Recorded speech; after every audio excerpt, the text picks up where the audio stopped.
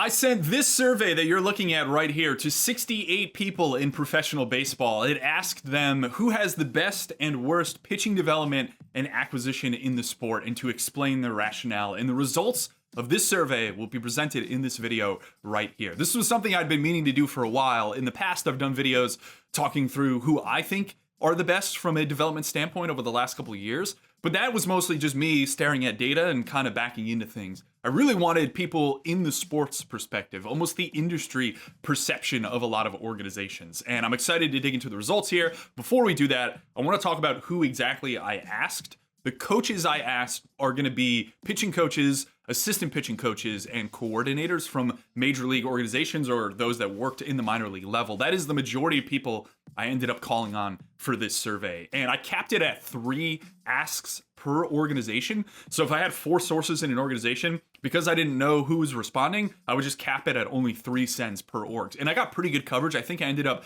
covering 28 of the 30 teams. There's a couple teams that I don't have good enough sources in to get responses. Front office is going to be people who are more top level in an organization. So those that aren't on the field level, think director of pitching, AGM, GMs. I did ask a couple GMs, which is pretty cool. And also think of maybe more analyst style folks. That makes up the other portion, large portion of the people I ended up asking. You could also dig into non-MLB folk. These are people that I think almost all of them have worked in the past for major league organizations or they were agents. So I think that I liked their perspective. I just wanted a little bit of an outsider perspective. And I was also worried initially that I wouldn't get over, 45, 50 responses. I ended up getting 54 of the 68, which is right around like 80%. Very good for a survey. So let's dig into the results. I'm going to try to walk through some teams here, but I'm not totally surprised to see the Dodgers number 1. And I tweeted about this the other day, and I saw a lot of consternation around, wow, Dodgers are so overrated and everything. The industry perception, and I think that's probably the way to phrase everything that we're looking at right here. The industry perception is that the Dodgers are number 1. They got the most votes. They were most frequently put in the top 5. And I will point out, I tried my best in this survey, as we'll jump to the actual survey again, and I'll show you. I try my best to lead people in a certain direction. And what I mean by that is you can read the exact verbiage they saw. Please select 5 teams that are the best at major league and minor league pitching development and acquisition. And I bolded right now in no particular order. And then they were allowed to select 5 teams. The point of me doing that was to force people to make a judgment call on what they value in considering an organization the best. I wanted them to combine the major league side and the minor league side, combine development and acquisition, which are often considered 2 separate things, or you could put a team on a spectrum on each of those things. And the reason I did this is that I think this was the best way to approach it as opposed to making a top 5 list for development and a top 5 list for acquisition, primarily because I needed to keep this short enough to get the people I was asking to respond, but also I thought this would be a good exercise for people to dig into their own rationale around things, and then I gave them an opportunity to actually describe what they valued, which we'll talk about in a second. Even with that said, I do think we got a slight bias towards previous results, which is maybe the only way to determine whether a team is quote unquote good, is to look at what they have done. I was hoping there would be a bit more of a forward-looking approach to this, where a team might look at the Dodgers and the fact that they had the highest walk rate in the minor leagues last year, despite throwing the hardest, and go, okay, maybe this team isn't the best or isn't still the best. But I just think the brass they have and the oddity they have from a structure standpoint, in terms of not really needing to develop 4s and 5s in a rotation and only really hunting for the big fish, influences things. Perhaps some people critique that and go, they wouldn't be able to survive the lower payroll in terms of how they execute and process from a development standpoint. To each their own in that sense. The Mets are my personal number 1 if I were to rank, although I didn't prompt these survey participants to actually rank. I just said, give me your top 5. The Mets are my number 1. I've said this elsewhere, and I'm going to stand by it. I think they do an incredible job on the minor league side. From a development standpoint, they're very much on the modern approach. The Mets and Dodgers approach pitching prospects pretty different, in my opinion. The Dodgers really like very vertical fastballs, short sliders. The Mets are very much on this trend of throwing a bunch of different pitch types and developing that in guys who maybe are lower slot cut the ball. We see that with Christian Scott, Nolan McLean. Jonah Tong is kind of an outlier. But they do a very good job, I think, of individualizing and expanding mixes and pushing velocity. Their results in the minors were the best from a K-minus walk strikeout standpoint. And also, they have the lowest skills independent ERA. So they are, to me, the best presently in terms of if you're a pitcher trying to get better, what org do you go to? You go to the Mets. They will make you better quick. Guardians have always had a very good rap in the industry.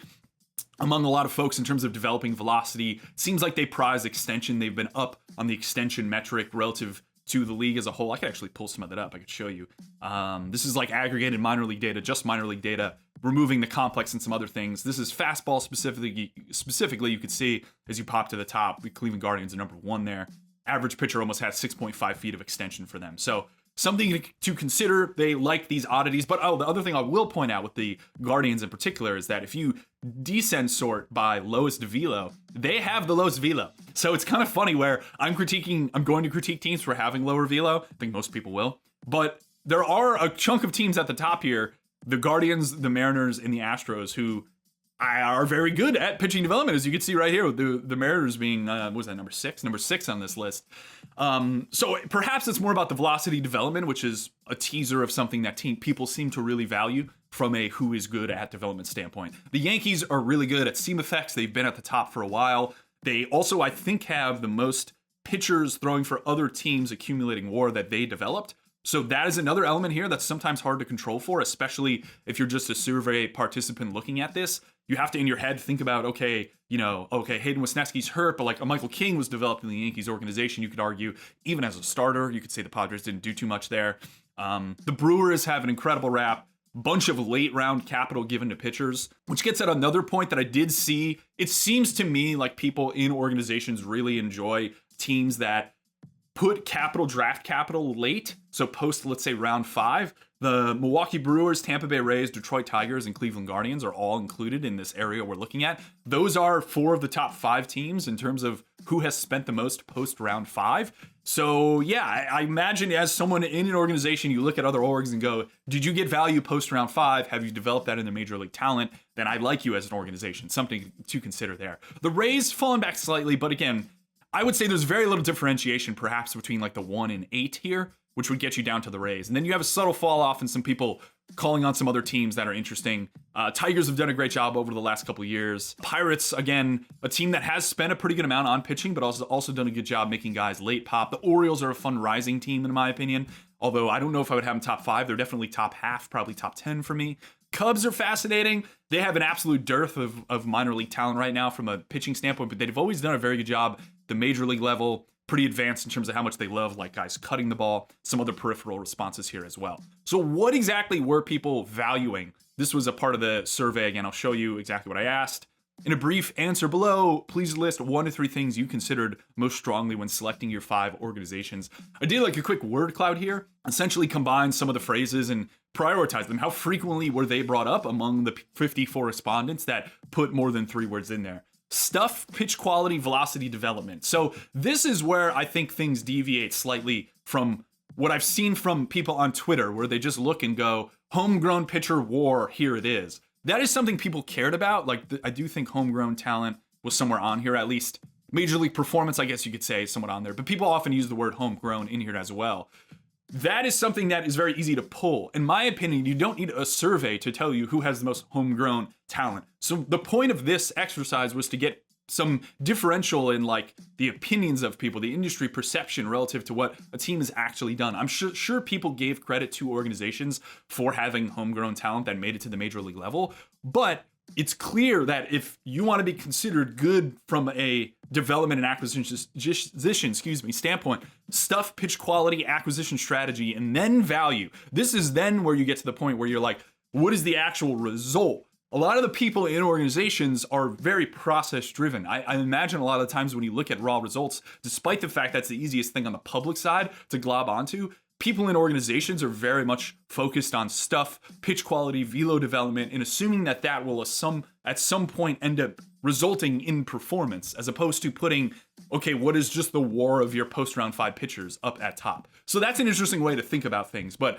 again, stuff, pitch quality, velo development, that lines up with almost all of these organizations for the most part. Like, I don't know any org here that you could argue doesn't do that well. Maybe the Cubs have a low stuff number right now. They're low in velo and they cut the ball a bit, so stuff models don't love that. But that gets to the point of the acquisition strategy. Very clear and deliberate strategy from what the Cub models value. What else jumps out here? The Marlins are fascinating from a good standpoint. They are on the up and up. They're very aggressive in what they do. We'll talk about them in the rising section in a second. Arsenal development. draft, amateur acquisitions, major league performance. Again, it's just the frequency of things brought up rather than what is actually the most important. I'm sure you could sort around some of this. And I would imagine a lot of people look at the value of WAR and say that is the most important. That is direct ROI to your organization. But I do think in people valuing orgs, their industry perception of an organization, raw stuff, velo development, and strategy specifically, saying like, do you have something specific you're targeting, are the most important. And I think I understand that. There was a couple phrases too that jumped out to me. I'll just rip through these. I'm showing you my Substack here, which has my personal 1 through 30 with write-ups, and I also throw in a bunch of analysis on draft bonus allocation to pitchers post round 5. So if you're interested in checking out my Substack, I'll link to it in the video description. Look at some of the phrases here beyond what the actual phrases were here. This is literally what people typed, the individuals who responded, some of the ones that jumped out to me. So first one, clearly valuing objective measures in both selection and development. I thought that was a good summation as to like, how do you capture everything going on? This was more of like a nuanced comment. You could honestly argue there isn't a huge delta between teams 3 and 20, which is where the league has changed the most. I mostly agree with that. I think I would say I eventually came up with like a top 7 or 8 teams, and after that I think it's a giant glob, as I called it. But I would argue that it's maybe not 3. I would think it's maybe more 7, but totally respect the opinion of this person. Very interesting one that I really liked. The director or VP of pitching talent and their leverage within the organization matters more than pure talent identification. This is a really fascinating point because this to me gets at the synergy between an organization from a director level and how they integrate back to what's actually being acquired. This is a disconnect in a lot of organizations where they have a draft model, that model's built out, and that model acquires guys based off what scouts see and data inputs, and perhaps, you massage a drafted board, so to speak. But the actual director of pitching implementing their ideas on top of what's going on and the influence they have, this is very much like a leadership angle. It's not maybe so much of like a democracy in organizations, but the best directors of pitching or VPs of pitching, the people who have their fingers in things, matter more than like purely identifying talent as a scout. I thought that was a fascinating way.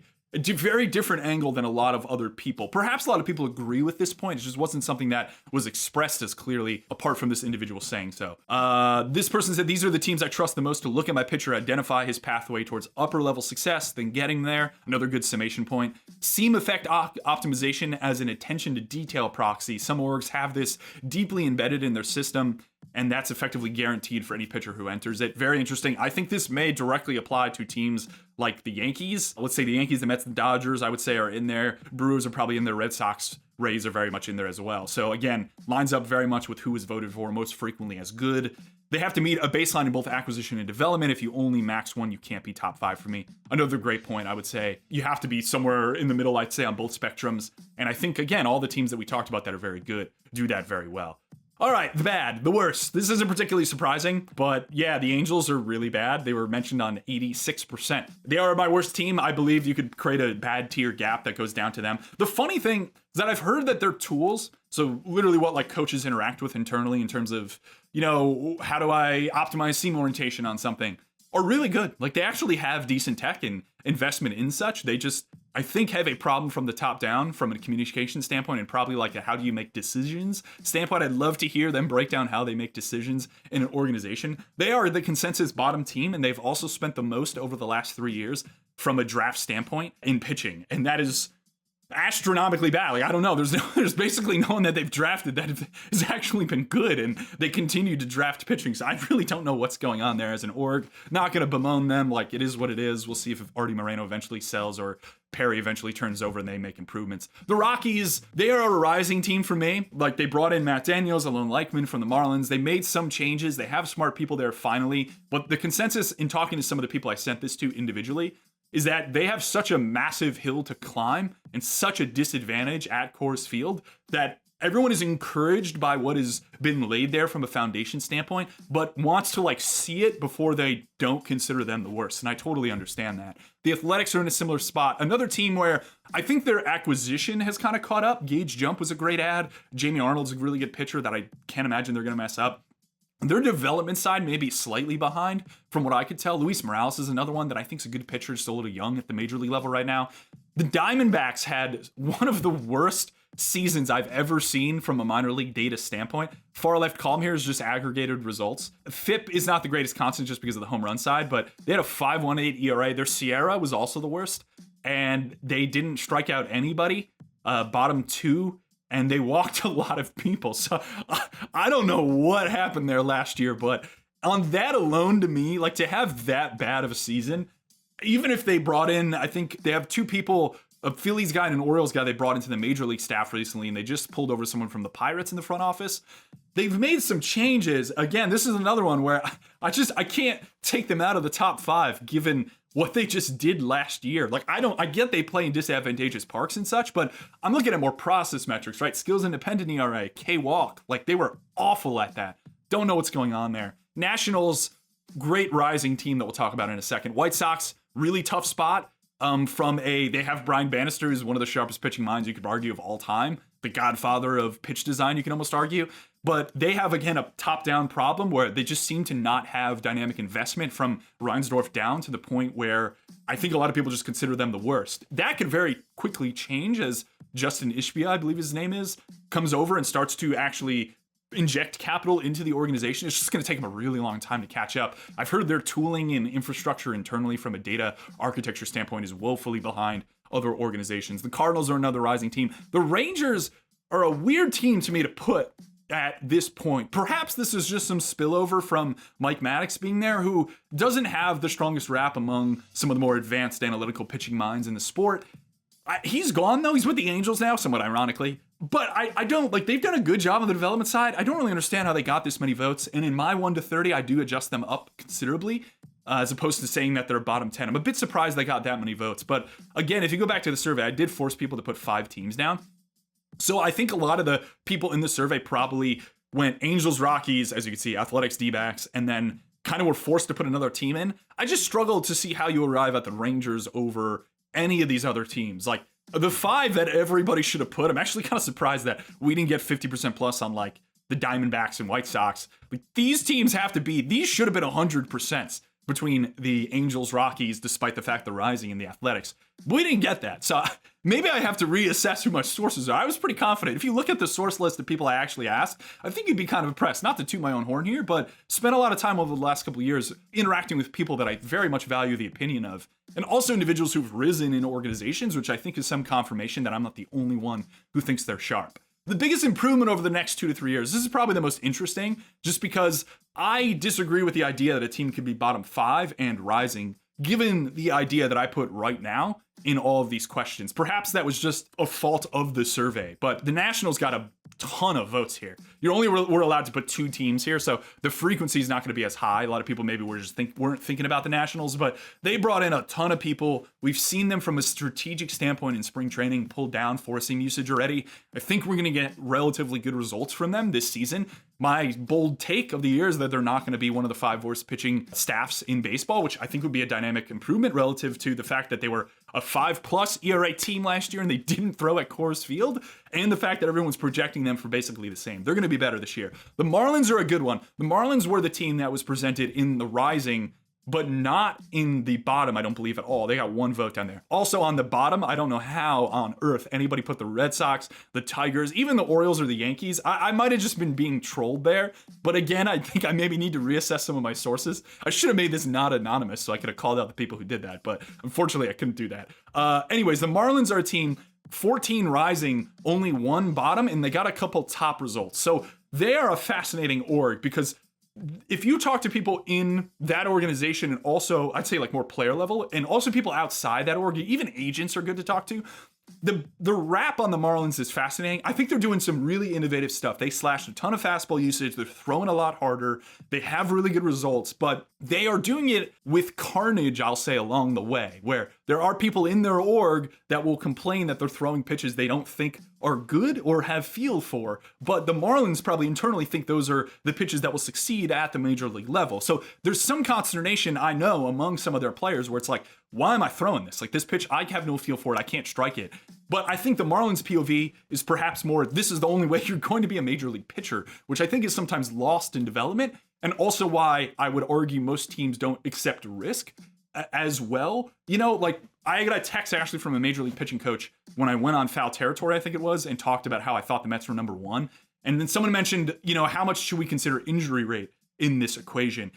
And I had a major league pitching coach text me and tell me that they thought that injury acceptance in the league should be higher because you're essentially pushing like the limit. The idea here is to create major league talent, which is outlier of outlier of outlier. It's not to keep pitchers healthy or to have guys be successful at AA, in which case you could probably survive throwing slower. So teams that aren't pushing velocity and popping arms, a lot of people in the industry suggest are not taking as aggressive an approach to development. Now, that is the present state of things. Perhaps that changes over time and workload understanding and acceptance becomes a lot more ubiquitous to the point where people have a much better approach to keeping guys healthy, so to speak. We also have seen a very subtle downtick in injury rate over time. That's just a larger aside here on the point that I think it's okay to blow out some arms as long as you're chasing the correct things, velocity stuff, and some of these other angles. It's just a residual of having an aggressive approach or coming into an organization like the Marlins and going, you guys are doing everything wrong. We need to rip this all up. The Rockies, we just talked about. The Cardinals are in very much the same spot as the Nationals. Again, another team that I believe like the tech and the tooling is a bit behind on, but the people they brought in are really good, and they are loaded from a pitching prospect standpoint. I think they have the number one crop of pitching prospects. Durangelo Saincha, they have Tanner Franklin, Liam Doyle. They have so many names that I'm fascinated to see how they develop over the next couple of years. They made a ton of progress. The Mets, I would just argue they're already there, so I don't know. I guess I know some of those rising votes. The Blue Jays are a really fun org. They're an org that didn't get a top vote or a bottom vote, but got 6 rising votes, which to me suggests that people in the industry consensus believe they are on the up and up and don't think they're at either of the tails yet. So they're definitely a team to watch. They have a ton of splitter usage in the minors, which is somewhat reflected in the majors as well. I think they might have had the highest splitter usage last year, apart from the Dodgers, or at least the Dodgers and the Blue Jays both had a ton of splitter usage. So I like them a lot as well. High release points. They have some distinct release qualities that it seems like they value. The Orioles I really like. Talked about the Cubs. Red Sox are good. And some of the other rising teams are pretty obvious. Yankees at rising doesn't make any sense. They've been at the top of the league for the last couple of years. So this was fun. I really enjoyed putting this together. Again, I have a lot more analysis in my actual Substack, which I'm not going to show you here, but those survey results are in there, and then you'll hit the paywall. And then beyond the paywall, I have my 1 through 30 ranks, which for the most part are pretty similar to what I talked about in here. You could see I did make some subtle adjustments on various things, but really fun exercise. I hope you enjoyed me talking through this. Hope you enjoyed the survey results from some smart people in baseball that I trust a lot and talk to frequently. So hope you enjoyed this video. More fun stuff coming this season, so make sure you subscribe, share the channel. And as always, thanks for watching.